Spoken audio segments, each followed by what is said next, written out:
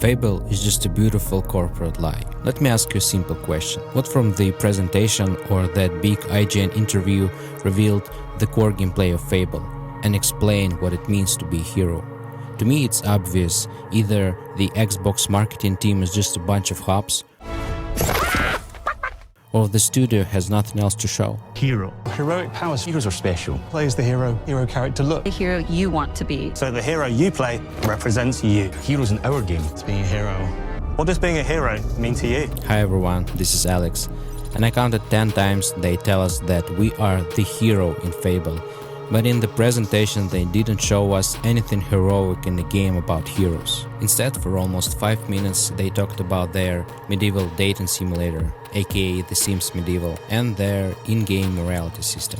Imbecile! Once again, IGN failed to ask right questions. On this same track, the Dev Direct piece talked about the more fluid, good and evil system, morality. Will you physically change appearance like you classically did in the original 3, based on how you behave? And here's the game director's response. He said that there is no objective good and evil. You build reputation based on the settlement, the town, the city that you are in, the part of the world that you are in. And when you go to a new place, you walk in without any reputation and thus nobody knows what to think about you. They are cutting out the most important part of gameplay and the essence of Fable. Show us why this mechanic is better than the old one. If you can't justify why your grey morality is better than the classic mechanic, that's a failure. And apparently all the characters in this world are just deaf and dumb, and there's no connection between any settlements at all. They bragged a lot in the presentation and interview that the game has 1000 handcrafted NPCs. IGN asks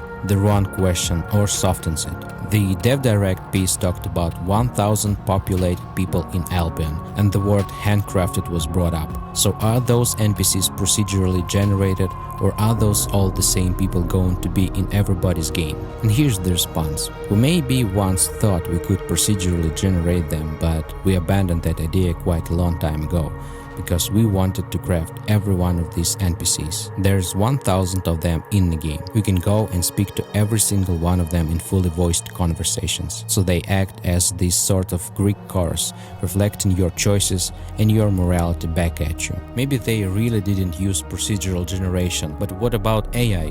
Microsoft is actively trying to win this race. They claim that every one of those 1000 NPCs will have a unique opinion on our hero. And they don't show us how this mechanic will critically affect the gameplay or the hero, but how quickly will you want them to stop clucking about you? Now that's an hero right there. What upsides or downsides will we have from this? In the trilogy, your morality could give you different quests. That was cool. It gave the game's replayability.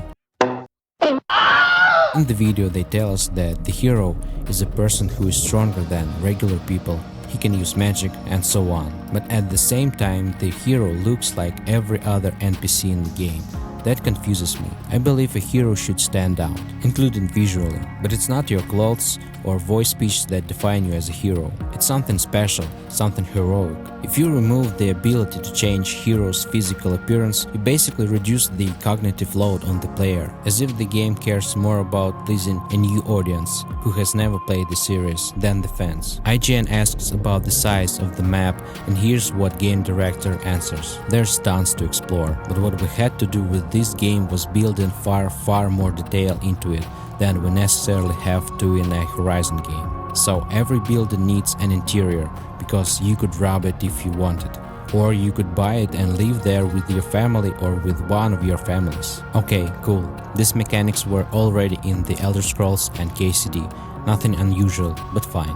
I hate when they gaslighting us with empty promises, promising tons to explore. Just show a few examples to intrigue us. And their own personality.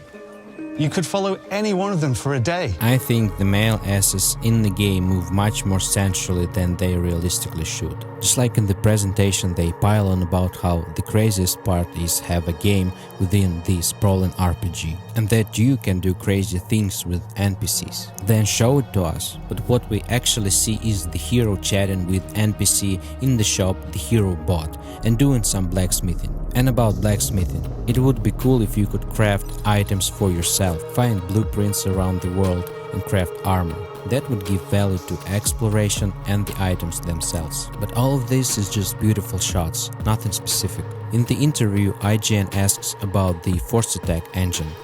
Okay, cool. But how does this explain the combat system or progression system? Notice this, in the entire presentation they spent roughly 2 minutes revealing the actual core gameplay, so the combat remains unexplained.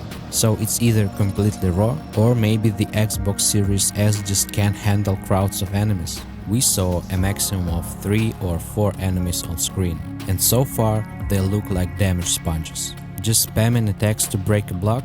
That's boring. In the original trilogy, you could fight a crowd of enemies. Speaking of being ridiculous, do the developers even understand what they are doing? If Fable for them is a fair tale, then there is no place for grey morality. We landed on 2 other tunnel pillars, and the first is fair tale. Because if you think about fair tale, when you think about fantasy, they're kind of like opposite ends of a spectrum, and everyone knows what fantasy is. In Fair Tale, there's always good and evil, and yet Playground team tells us there's going to be grey morality in their game. But in reality, grey morality belongs to fantasy, not fairy tales. It seems the developers only want to depict a fairy tale visually, but in terms of narrative, they got tangled in the terminology. The Fable presentation set a soft tone. On the surface, Fable has always been fairy tale, but deeper there were mysteries, mysticism, and a real evil. In this presentation I didn't see that. This is a bad start for the game's marketing campaign. Thank you for watching to the end. Subscribe, hit like if you agree with me, and any comments tell me, is Fable going to be a real RPG, and what is your expectations about this game? See ya!